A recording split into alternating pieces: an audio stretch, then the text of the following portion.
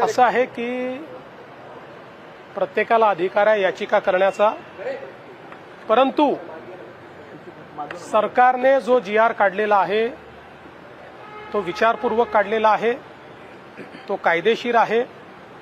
हा GR कुठेही OBC समाजावर अन्याय करत नाही।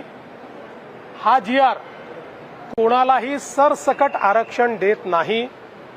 हा GR ज्यांच्याकडे पुरावा आहे, जे खरे पुराव्याने कुणबी आहेत, त्यांनाच सर्टिफिकेट मिळण्याकरता मदत करतो।